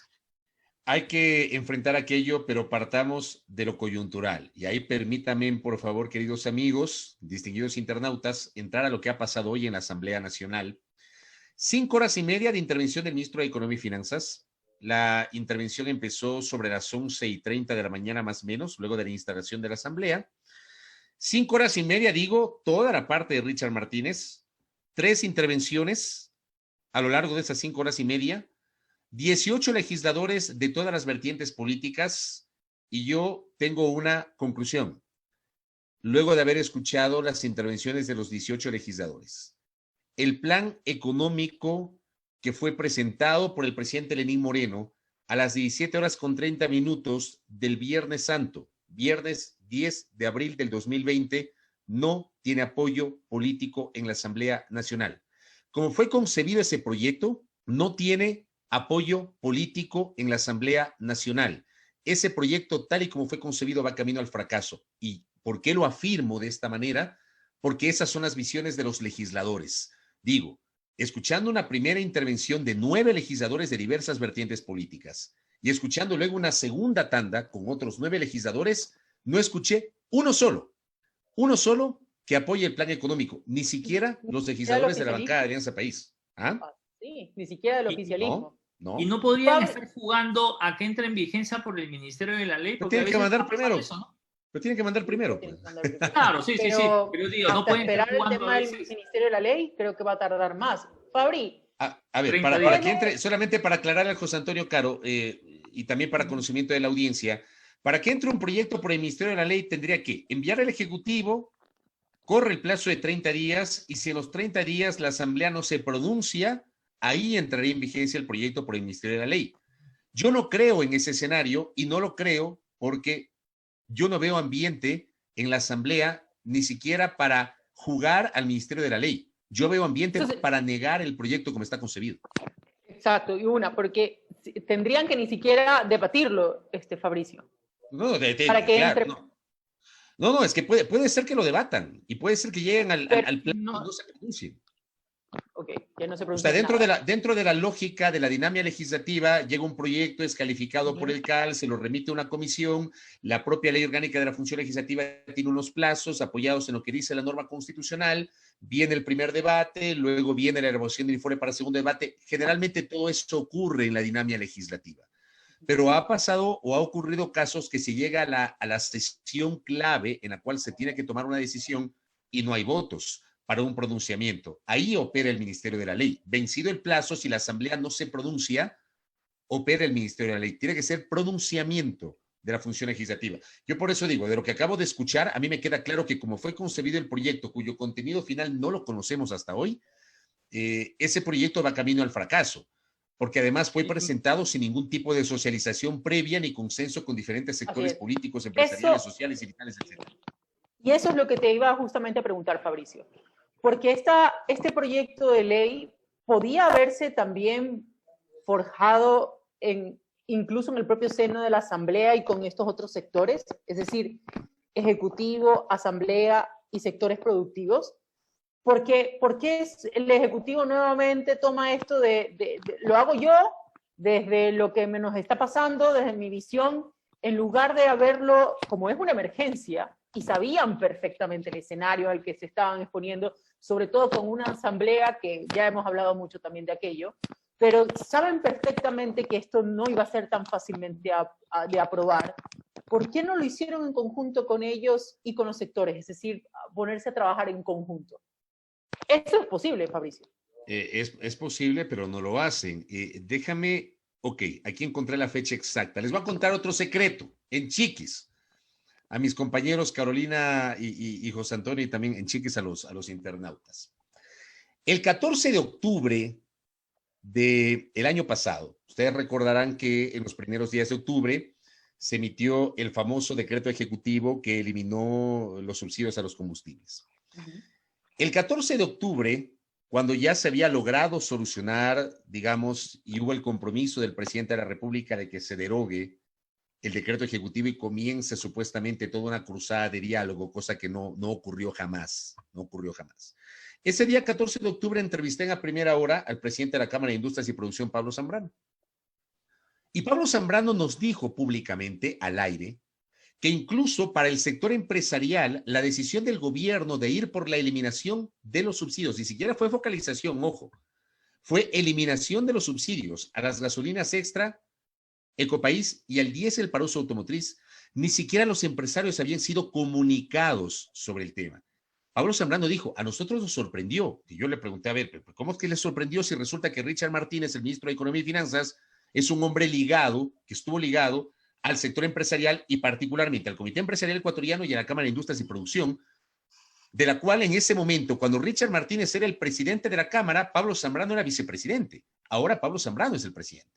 Entonces digo, ¿cómo es que no se enteran? Dice, no. El plan y lo que a nosotros nos dijeron, me señaló Pablo Zambrano en esa entrevista, era que se iba a enviar un proyecto de reforma tributaria a la Asamblea para incrementar 3 puntos porcentuales el IVA, del 12 al 15%. ¿Por qué traigo a colación esto? A propósito de lo que dice Caro. Porque en octubre nunca consensuaron, nunca socializaron la intención de eliminar los subsidios. Y lo mismo siento que está ocurriendo hoy. Resulta que anuncian el plan económico el viernes, dicen, voy a enviar el proyecto el sábado. Estamos miércoles. El proyecto no ha llegado a la Asamblea. Han pasado 5 días. ¿Qué lectura se puede tener sobre eso?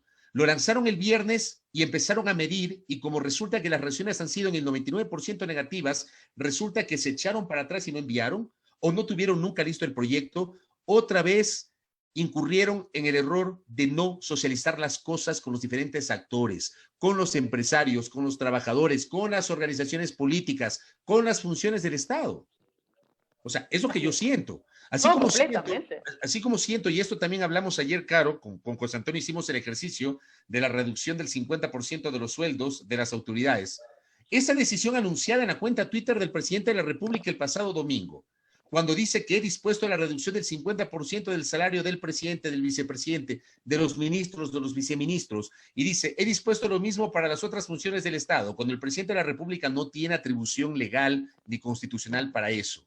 Y dice, he dispuesto lo mismo a los gobiernos locales, cuando el presidente no tiene atribución para eso, para regular o establecer el sueldo de alcaldes, de prefectos, de concejales, de viceprefectos. Y dice, y especialmente a la Asamblea, cuando el presidente no tiene atribución para fijar los sueldos de los legisladores, tampoco fue socializado. A los legisladores les cayó por sorpresa, a los alcaldes y prefectos les cayó por sorpresa. Entonces, volvemos a lo mismo que preguntaba Caro, no socializaron, no socializaron, está clarísimo. Y la verdad es que van a ver las consecuencias de esto, ¿no? Y es... Lo más grave de esto es que nuevamente no vemos una ruta, un camino ya hecho o una ruta, un papel en el que nos digan, bueno, hacia allá vamos. Cuando tú sabes hacia dónde vas y tú, aunque puedas ver la meta muy, muy lejos, si nos vamos a correr unas 10K, tú sabes que en algún momento vas a llegar a las 10K. Si vas a ir lento, si vas a ir lo que sea. Pero si ahora mismo no sabemos, no tenemos una ruta, yo creo que va a ser muy difícil que tenga el apoyo de la gente, sobre todo para tomar estas medidas. Y en la Asamblea es una incertidumbre por completo. Sí, o sea, evidentemente, como tú dices, van a votar por el no. Y adicionalmente a eso, tampoco creo que hay claridad en cuánto es lo que se va a captar de ingresos, ¿no? O sea, el plan, bien es cierto, no lo sabemos, tampoco sabemos. No, o sea, el plan no lo conocemos a detalle, conocemos un punteo de ideas y por dónde un poco iría la propuesta. Pero no dice, por ejemplo, en el tema de la reducción de salarios, pensamos obtener $800 millones, ¿no? En la tabla esta que vamos a hacer con 9 meses, sumados los 9 meses, vamos a obtener $3.000 millones.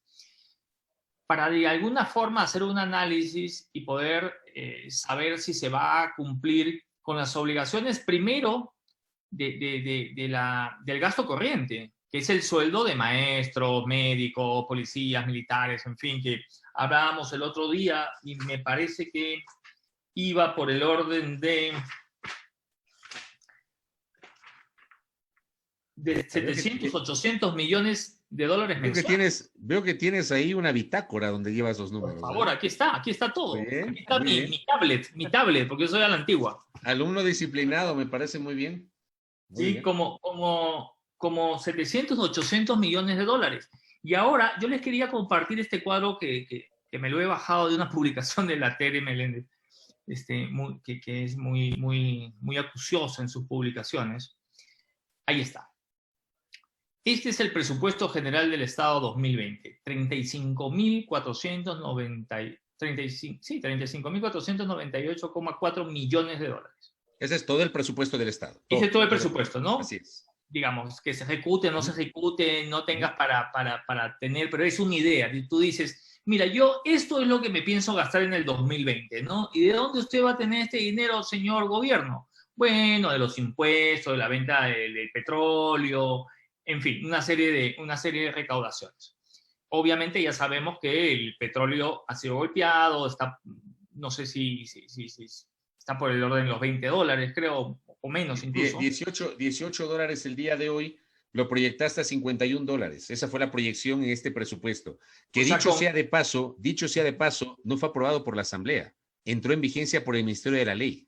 Dicho sea de paso. Entonces, tú ves aquí, en esta gráfica, que es una gráfica bastante clara, que el Poder Ejecutivo, de los 35.000 millones de dólares, se lleva 34.000, o sea, el 97,52% del presupuesto se lo lleva el Poder Ejecutivo. Claro, estamos hablando de educación, salud, todo. Claro, estamos hablando de todo. No es que no crean que estos son sueldos. No crean que son. La gente no tiene. Yo solo lo quiero aclarar porque la gente después piensa, es lo que gana entre el presidente, los ministros, los asesores y no sé qué. No. Esto es todo lo que maneja la función ejecutiva. Exacto. Y la función ejecutiva es educación, salud, bienestar social, los sueldos, obviamente, seguridad. Defensa nacional, policía nacional, exacto, el tema de seguridad, etc. Mantenimiento de vías, todo. Eso es transporte y obras públicas. Todos los ministerios. Telecomunicaciones, etc. Todo el Ejecutivo, ¿no? Todo el Ejecutivo. Exacto. El Poder Judicial se lleva 1,54%. Transparencia y control social, 0,67%.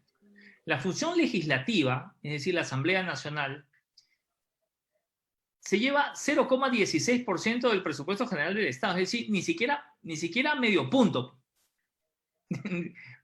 porcentual. Y la función electoral se lleva el 0,11%. Entonces, esta es una radiografía para que de alguna forma nosotros veamos dónde tienen que estar la reducción, de dónde tiene que hacerse el ejercicio de reorganización presupuestaria para tener dónde poder sacar recursos para enfrentar ciertas necesidades urgentes que tiene el país. Bueno, a mí me parece fantástico este cuadro, Caro y José Antonio. Fantástico. Claro, y un poco lo que estábamos hablando con el economista. Te lo voy a mandar, Negrito. Sí lo tengo.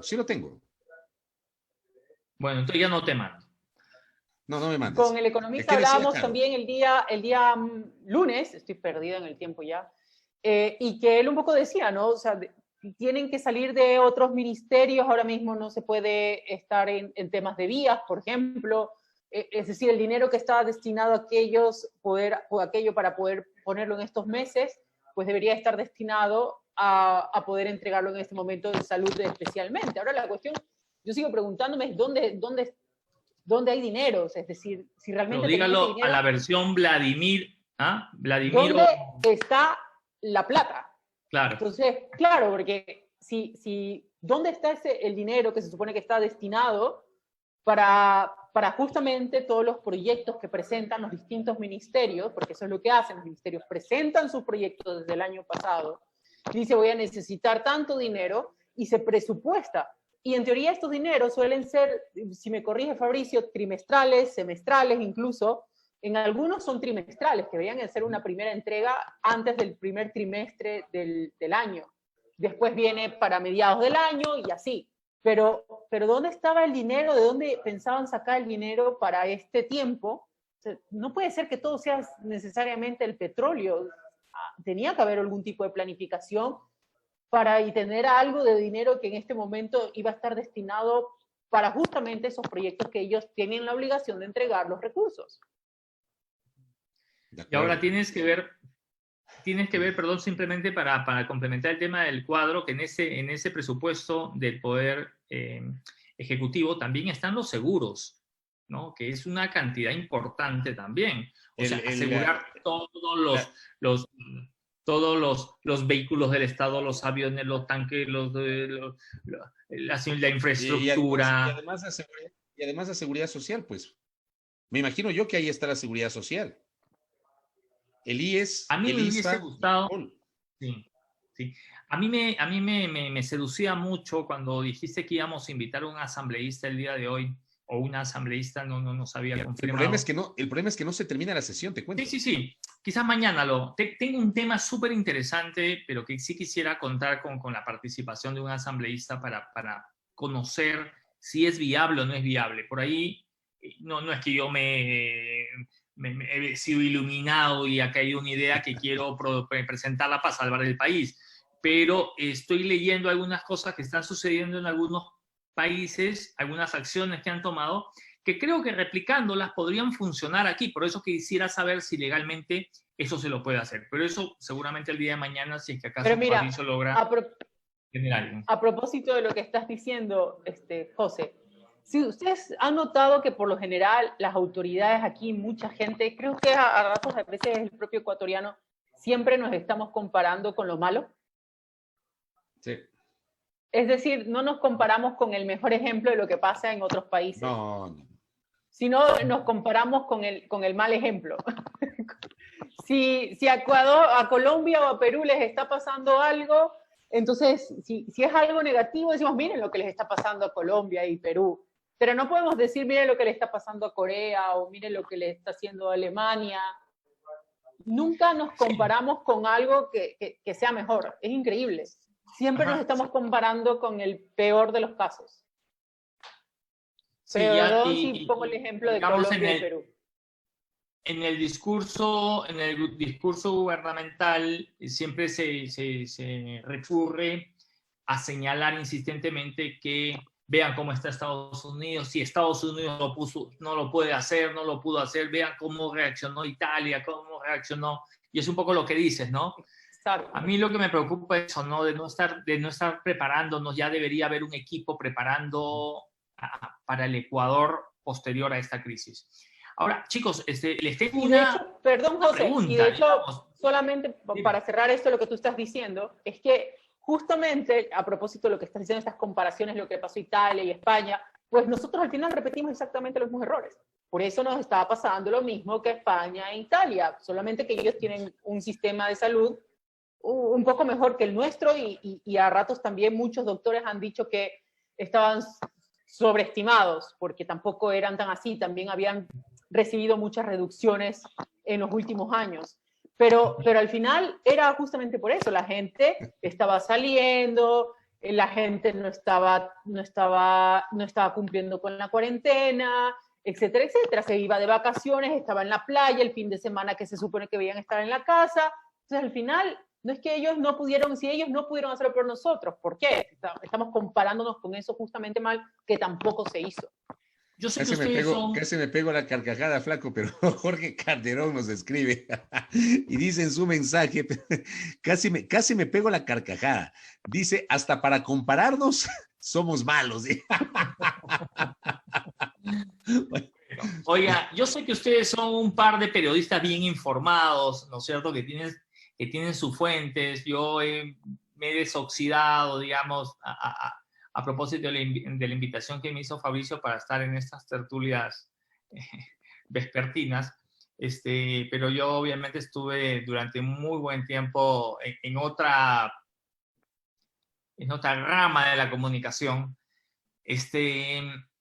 y apelando a ese buen nivel de fuentes que tienen ustedes, ¿me pueden decir qué está haciendo el señor Paul Granda el delegado del Ejecutivo, el Consejo Directivo del IES. Tengo entendido que hacia el 9 de abril, si no me equivoco, presentó su renuncia. 7. Mucha gente que se pregunta, ¿el presidente Sigue le aceptó despachando. la renuncia?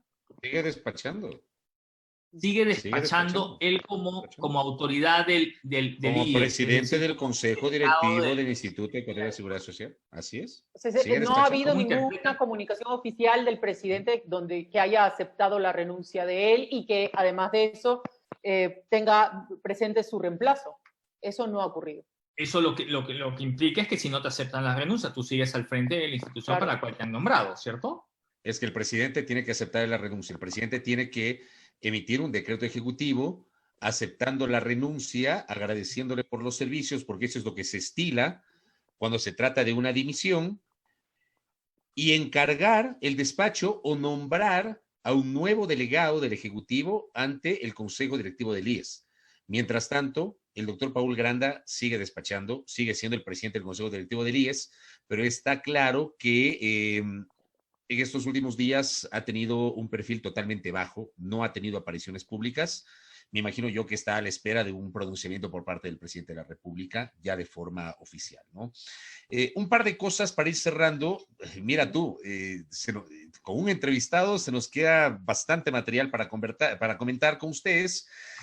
Me planteaban una inquietud, porque hoy, y quiero reiterar, con esto abrimos esta transmisión, el ministro de Economía y Finanzas, Richard Martínez, ha señalado que hasta mañana se van a regularizar los pagos con los maestros del país y que para el resto del sector público el pago de los salarios va a ocurrir con base en la recaudación de impuestos, en los ingresos petroleros y en el financiamiento externo. En otras palabras, el ministro Martínez no ha dado fecha para el pago de las remuneraciones a los empleados del sector público, pero alguien me preguntaba en el Twitter, ¿y qué va a pasar con los jubilados? Porque los jubilados deben recibir sus pensiones el 19 de abril. ¿Qué va a pasar con los jubilados? Es una muy buena pregunta que han planteado. Y otra pregunta que también me plantea Cris Cabezas, que es una colega periodista y que además siempre amplifica nuestra señal tanto en la radio como ahora en Zoom al Día, me parece que es una pregunta totalmente pertinente. ¿Qué pasa con los salarios de las autoridades y de los funcionarios de nivel jerárquico superior de las empresas públicas? Yo quiero contarles, José Antonio, Carolina, amigos y amigas que nos están siguiendo, que para el caso de las empresas públicas el nivel de salarios es distinto al del gobierno central. En el caso de las empresas públicas hay incluso cargos en los cuales las cabezas tienen un sueldo más alto, mucho más alto que el salario del presidente de la República. A mí me gustaría saber qué va a pasar con las empresas públicas. Yo voy a tratar de indagar, es que no tengo el valor exacto, por eso digo, voy a tratar de indagar para mañana tener el dato exacto sobre empresas públicas. Estás hablando CNT, estás hablando TAM. CNT, estoy hablando de Petroecuador, Petroamazonas, esas son las empresas públicas, ¿ya? Y tienen una naturaleza distinta y el nivel de salarios es distinto. Es un tema interesante para analizarlo. Banco del Pacífico entra en ese Banco del grupo. Pacífico, por supuesto, Banco del Pacífico. El salario del gerente del Banco del Pacífico no es el salario, digamos, del resto de autoridades del gobierno central. Claro, el gerente del Banco del Pacífico, entiendo, no va a estar en el orden de los 4 o 5 mil dólares, va a estar muy por encima. Yo no sé cuánto gana, por ejemplo, el gerente del BIES. No lo sé. El BIES es un banco. No sé cuánto gana. Pero mira tú, planteamos ahí unas inquietudes a propósito de esta alerta que me hace Cris, que creo yo es muy interesante para el debate público. Hay un mensaje que me envían también a propósito de lo que preguntamos, qué pasaba con Paul Granda, que digamos la gente se pregunta y creo que ha sido bastante clarificado por parte de Fabricio. Y me mandan este mensaje y bueno, lo voy a poner porque me lo mandan, ¿no? Dice, sabiendo, o sea, ¿qué está haciendo la esposa del presidente, ¿no? La señora Rocío González, presidenta del Comité Interinstitucional Plan Toda una Vida? Tengo entendido que ella no es funcionaria pública. No tiene sueldo. Ella es la primera dama de la nación, esposa del presidente, no es funcionaria pública y creo que el presidente pues la puso en ese encargo, digamos, pero no es una funcionaria pública, ¿no? No lo es. O sea, ella no tiene relación de dependencia. O sea, tú no vas a encontrar en la estructura del Estado, con un nivel salarial, no vas a encontrar el nombre de Rocío González de Moreno, no lo vas a encontrar. Eso es lo que se entiende. ¿Ya? Queda ahí para el debate. Vamos cerrando, porque además tengo que enlazarme con una reunión que tengo en minutos. Mañana, Carolina, José Antonio, amigos y amigas, mañana se cumplirán 4 años del devastador terremoto en la provincia de Manabí. Les propongo que no pase desapercibido el tema. Yo creo, además, tenemos una interesante audiencia en la provincia de Manabí, tanto en el programa de radio cuanto ahora mismo en Zoom al Día. Mañana también hablar del tema de Manabí, 4 años después. Bien. Cómo ha avanzado la reconstrucción. Miren ustedes, tengo una manabita como parte del equipo aquí, así que Caro nos puede contar detalles justamente de esa tierra tan hermosa que es Manabí. Ah, tierra hermosa de mis sueños donde viera luz primera, ¿no? Listo. Mañana hablaremos sobre Manabí, que creo que es tan importante, y el terremoto, 4 años después, qué es lo que ha ocurrido, y bueno, ojalá la gente no lo olvide, ¿no? Sí, de acuerdo. Y además también ratificar lo que José Antonio dijo al inicio. José Antonio Sánchez, en representación de Primera Plana, va a participar mañana conjuntamente con otros colegas a las 11 de la mañana en una reunión, un diálogo, una rueda de prensa con el señor alcalde metropolitano Jorge Yunda. Habrá que preguntarle algunas cuestiones asociadas a la emergencia, si va a haber o no cambios en estos días, qué va a pasar la próxima semana, cuál es la proyección del semáforo que se va a aplicar en el caso de la ciudad de Quito, no de Pichincha, sino de Quito. Así que mañana a las 11 el Flaco Sánchez tiene esa asignación por parte de Primera Plana para participar en el conversatorio con el alcalde Yunda. ¿Eh? Que te vaya bien, Flaco. Cuídense mucho. Abrazos para todos. Mañana los espero a las 6 de la mañana en la primera hora por Majestad Radio, 17:30 junto a Carolina Meli y José Antonio Sánchez, aquí en Zoom al Día, por la fanpage de Primera Plana. Abrazos para todos, buenas noches. Feliz noche.